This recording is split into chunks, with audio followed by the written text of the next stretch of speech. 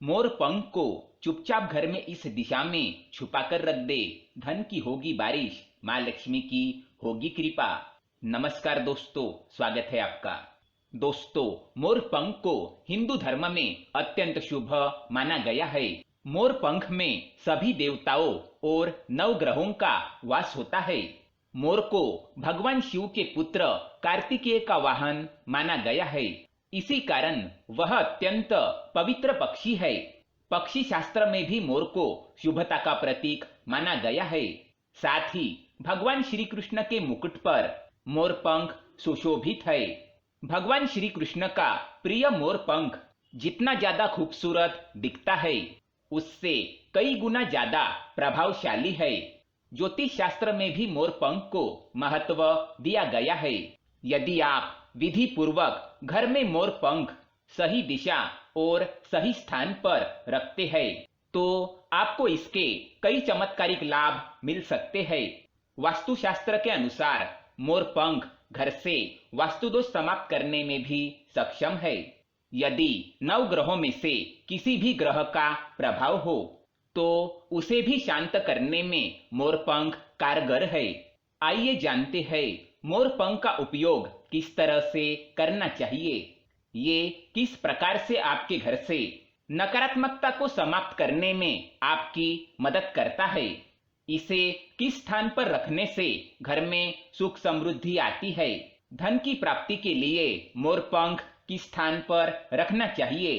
शत्रुओं से छुटकारा पाने के लिए और विद्यार्थियों को पढ़ाई में मन लगाने के लिए मोर पंख किस स्थान पर और किस दिशा में रखना चाहिए, इस विषय में हम आपको बताएंगे। लेकिन इससे पहले दोस्तों, अगर आपने हमारे चैनल को सब्सक्राइब नहीं किया है तो इसे सब्सक्राइब अवश्य करें, ताकि ऐसे ही जानकारी वाले वीडियो आप देख सके। साथ ही वीडियो को एक लाइक जरूर कर दे, क्योंकि बाद में आप भूल जाते हैं। पहली बात, घर में हो नकारात्मकता। अगर घर में नकारात्मक ऊर्जा है और परिवार के सदस्यों के तरक्की में बाधाएं निर्माण हो रही है, तो आप अपने घर के मुख्य द्वार के ऊपर भगवान श्री गणेश की प्रतिमा रखें और साथ ही प्रतिमा के दोनों ओर 2 मोर पंख अवश्य लगाए। इससे घर की नकारात्मक ऊर्जा समाप्त हो जाएगी और परिवार के सदस्यों को तरक्की मिलेगी।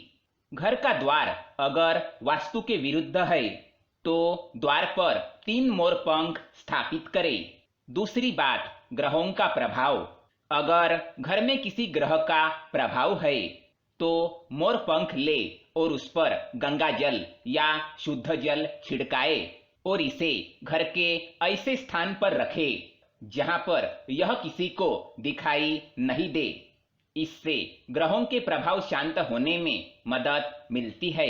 नंबर 3, बुरी नजर का लगना।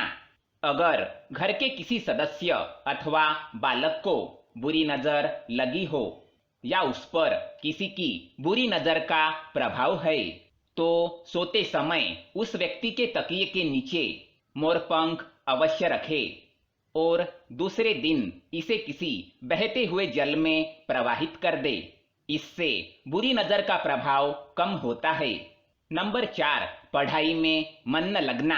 अगर घर के बालकों का पढ़ाई में मन नहीं लगता, याददाश्त कमजोर है, पढ़ाई करते समय बार बार नींद आती है, तो विद्यार्थियों को माँ सरस्वती के सामने मोर पंख रखकर ओम ऐं सरस्वते नमः इस मंत्र का जाप करना है और उस मोर पंख को अपनी किताबों में रखना है।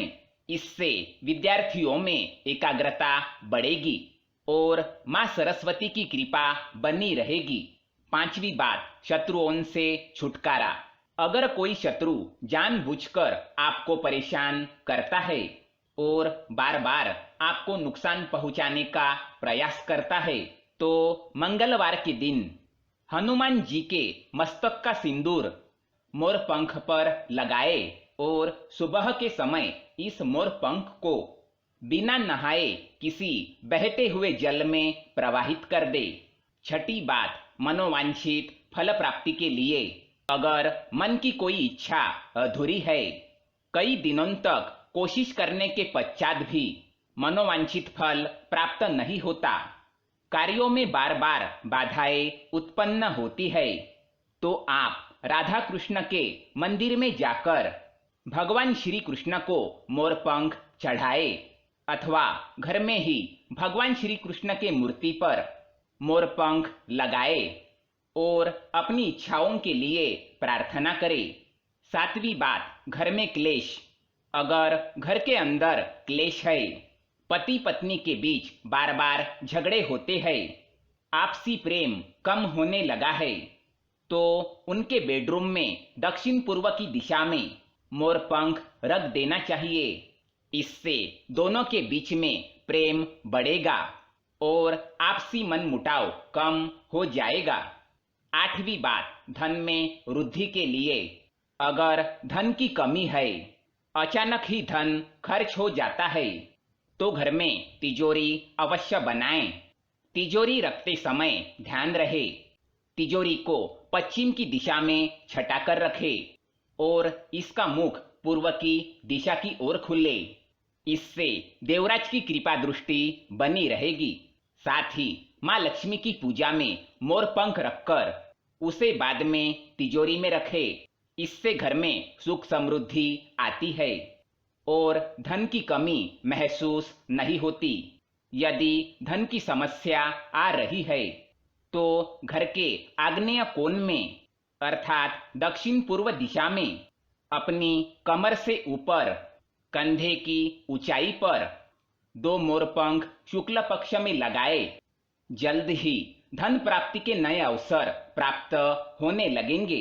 ध्यान रहे कि टूटा हुआ या खंडित मोरपंख कभी इस्तेमाल ना करें।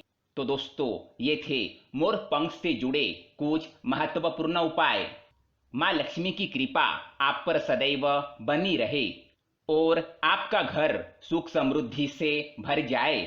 जय माँ लक्ष्मी। वीडियो को लाइक करें तथा चैनल को सब्सक्राइब करें ताकि ऐसे ही जानकारी वाली वीडियो आप देख सके। धन्यवाद।